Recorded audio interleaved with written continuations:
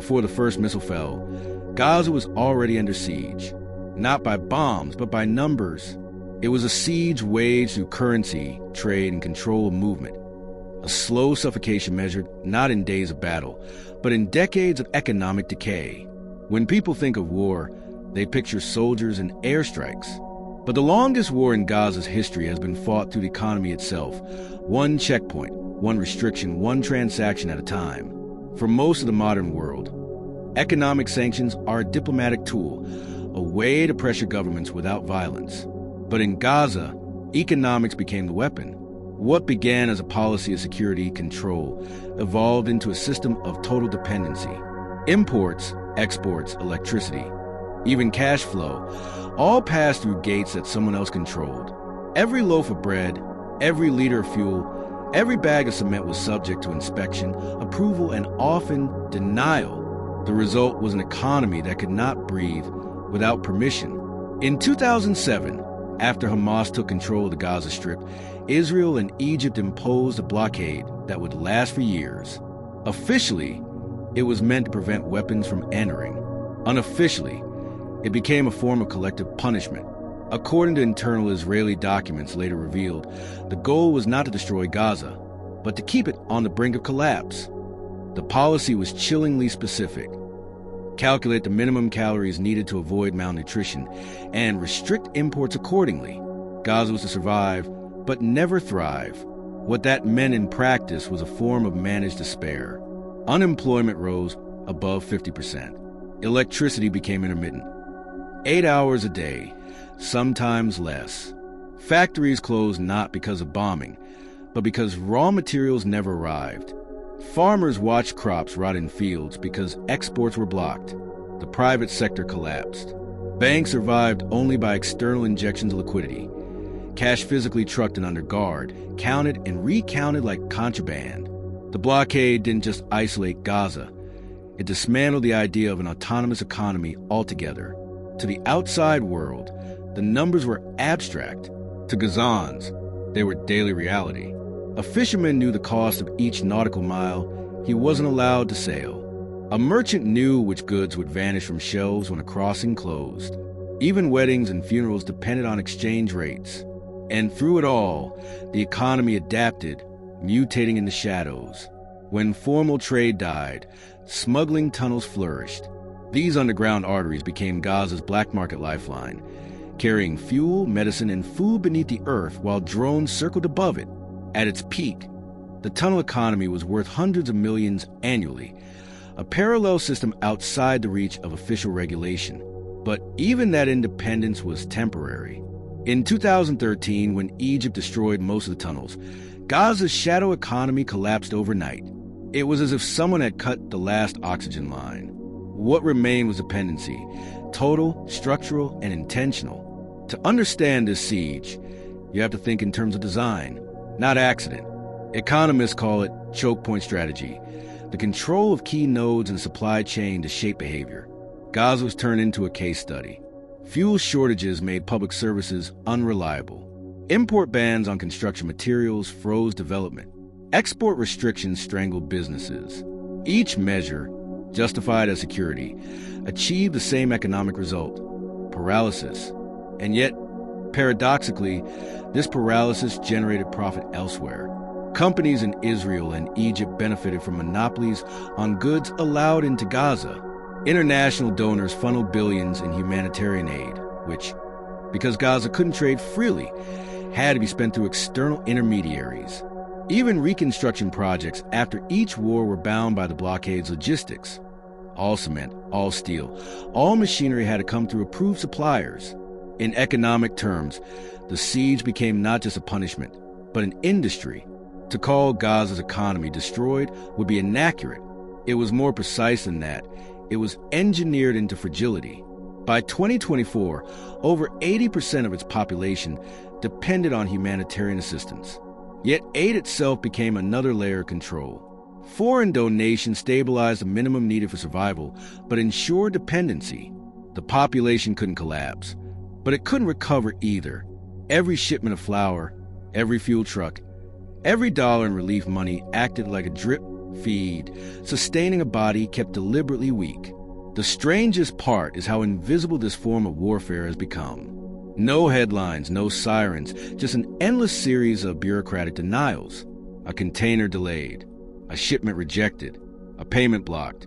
For most of the world, Gaza's suffering exists in bursts of violence, not in the silence between them. But for its people, the siege was constant, mercilessly efficient, and financially absolute. When an economy is under this kind of pressure, its people adapt in ways that defy logic. Currency circulation slowed because banks couldn't import enough cash. So credit, both formal and informal, exploded.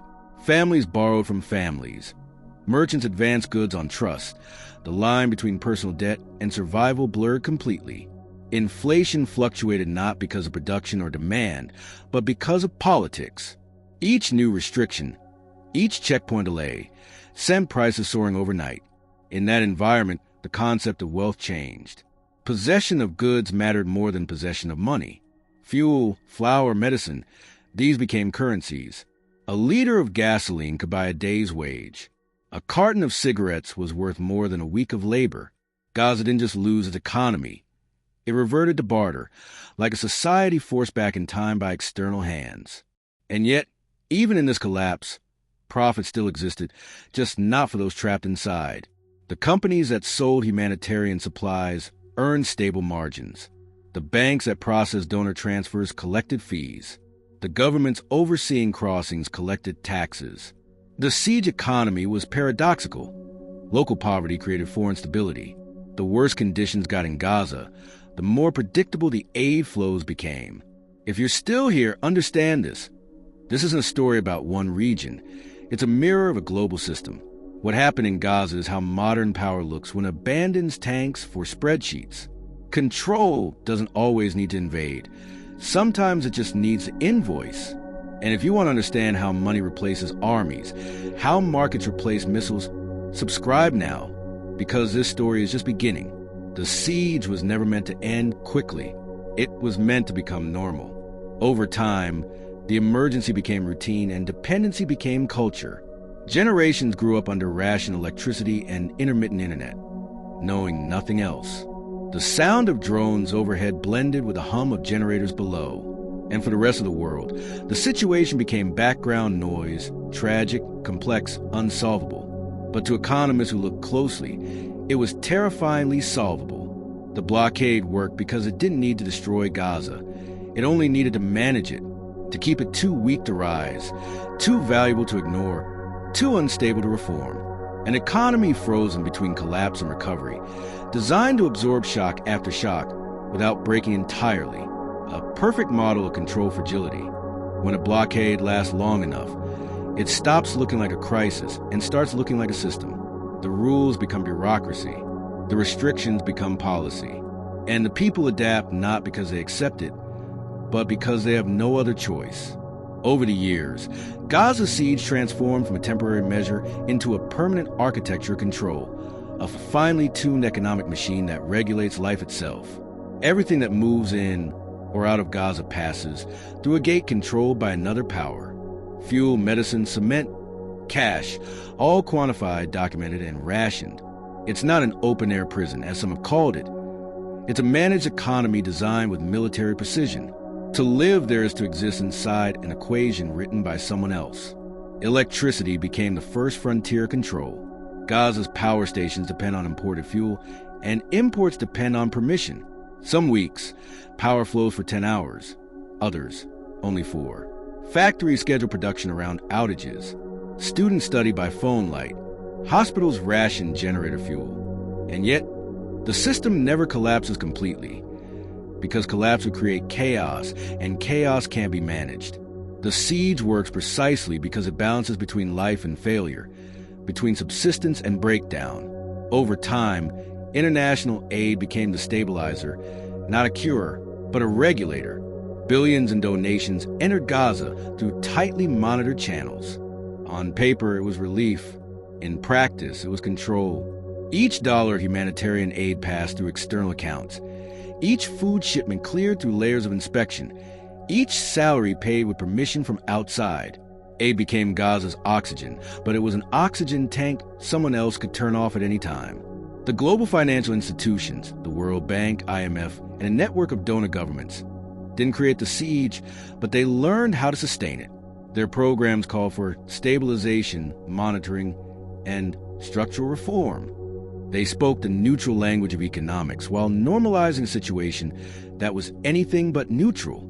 Over time, Gaza's GDP became less a measure of productivity and more a reflection of external charity. The economy didn't grow. When the digital age arrived, control took on new forms. International transfers required clearance. Digital banking was restricted. Cryptocurrencies, which offered some escape, were quickly flagged and blocked. Even the flow of remittances from abroad, a lifeline for thousands of families, became unpredictable, trapped between sanctions and bureaucracy. Every dollar entering Gaza was screened by algorithms in foreign banks, frozen or flagged, released only when politically convenient. And yet, even this system had beneficiaries. NGOs and contractors operating inside Gaza became intermediaries for aid, managing millions in project funding. For them, crisis was continuity. As long as the siege persisted, so did the flow of grants, salaries, and contracts. The longer the blockade lasted, the larger the humanitarian industry grew. Tragedy had become an economy of its own. This is the paradox of the financial siege. It destroys independence but guarantees survival. It prevents growth but ensures control. It turns a population into an economic instrument. Gaza's residents became both victims and variables in a global model of containment that functions quietly beneath the language of compassion. Over the years, attempts to lift or soften the blockade have come and gone, each one entangled in geopolitics. The logic behind it never changed. Control the economy, and you control the politics. Control the politics, and you control the people. For policymakers, this became the cleanest form of dominance imaginable. No need for occupation, no need for direct rule, just a network of restrictions that made rebellion economically impossible. Meanwhile, everyday life was monetized in microscopic ways. Fuel access created black markets. Even electricity became a form of speculative trade. In a normal economy, scarcity drives innovation. In a besieged one, it drives exploitation. The few who had access to restricted goods became middlemen, profiting from shortages they didn't cause but learned to navigate. The siege didn't just suppress wealth, it redistributed it upward, creating a new local elite of survival entrepreneurs.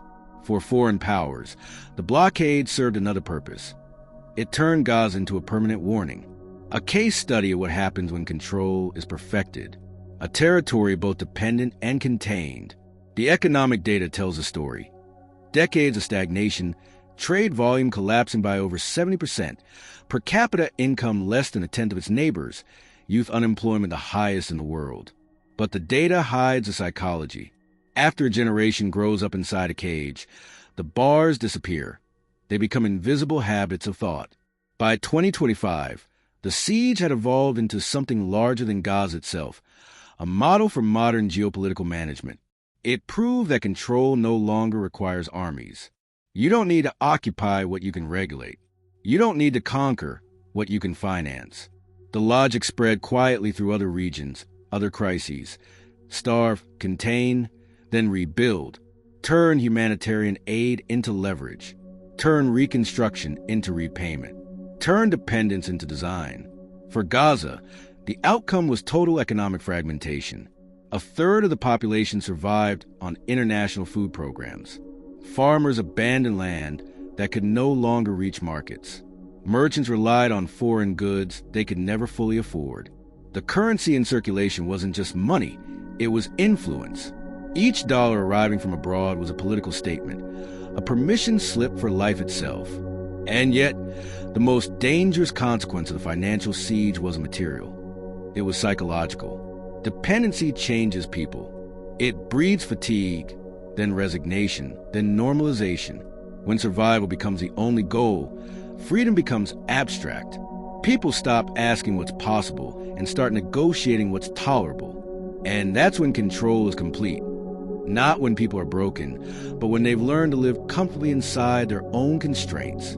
There's a chilling precision to it all. Economists can predict Gaza's future growth rate within a fraction of percent because its variables are fixed. Limited imports, controlled exports, capped aid. Nothing unpredictable remains.